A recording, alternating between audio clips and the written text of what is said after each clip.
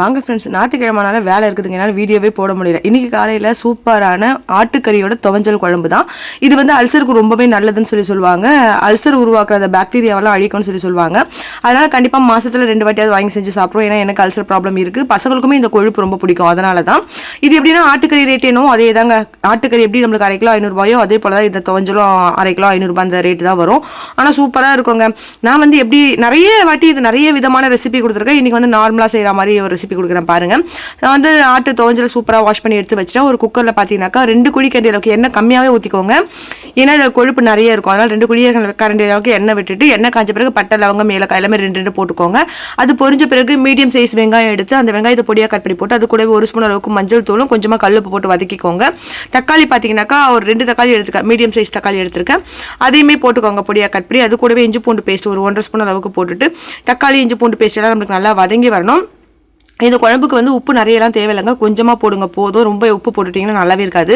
இப்போ நான் அலசி வச்சிருக்க துவஞ்சல் அவங்களே நம்மளுக்கு கட் பண்ணி எல்லாம் கொடுத்துருவாங்க. நல்லா ஒரு 4-5 வாட்டி நல்லா வாஷ் பண்ணி எடுத்துக்கோங்க. எடுத்துட்டு நம்ம துவஞ்சல் அதில் ஆட் பண்ணிடுங்க. ஆட் பண்ணிவிட்டு இப்படி ஒரு 4 வாட்டி கலரி விட்டுருங்க. இது நல்ல கொழுப்பு தன்மை உடையதுங்க. இது வந்து பார்த்தீங்கன்னா பிரியாணி செய்ய சொல்ல கூட கொழுப்பு எக்ஸ்ட்ராவாக கேட்டு நம்ம பிரியாணிக்கு ஆட் பண்ணால் சூப்பராக இருக்கும்.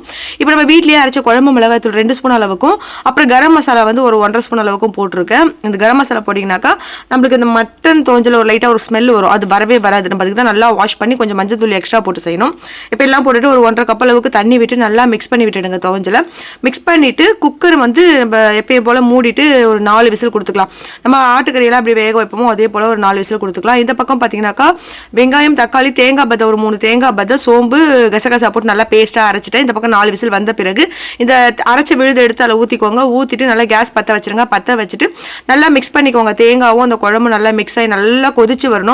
நல்லா ஒரு 2 கொதி வந்த பிறகு கருவேப்பிலை கொத்தமல்லி தூவிட்டு 2 ஸ்பூன் அளவுக்கு மிளகுத்தூள் தூவிட்டு நல்லா ஒரு கொதி விட்டுட்டு இறக்குனீங்கன்னா சூப்பரான துவஞ்சல் குழம்பு ரெடி ஆகிடும். நிஜமாக சொல்கிறாங்க, இது வயிற்று புண்ணுக்கு ரொம்பவே நல்லது. டெலிவரி ஆனவங்களுக்கு கொடுக்குறது ரொம்ப ரொம்ப நல்லது. அவங்களுக்கு ஆப்ரேஷன் பண்ணியிருந்தாலும் இல்லை நார்மல் டெலிவரியாக இருந்தாலும் அந்த வயிறு வந்து புண்ணாகவே இருக்கும்னு சொல்லுவாங்க. அந்த மாதிரி இருக்கவங்களுக்கு இந்த துவஞ்சல் குழம்பு செஞ்சு கொடுத்தீங்கன்னாக்கா புண்ணு வந்து சீக்கிரமாக ஆற்றி கொடுக்குற தன்மை இந்த துவஞ்சலுக்கு நிறையவே இருக்குது. கண்டிப்பாக இது வந்து வாரத்தில் ஒரு நாளோ 2 நாளோ எடுத்துக்கோங்க, இல்லை மாதத்துக்கு ஒரு வாட்டியாவது எடுத்துக்கோங்க. ரொம்ப நல்லது. ரொம்ப சிம்பிளான ரெசிபி கொடுத்துருக்கேன். கண்டிப்பாக பார்த்துட்டு ட்ரை பண்ணிவிட்டு கமெண்ட் பண்ணுங்கள். தேங்க்யூ.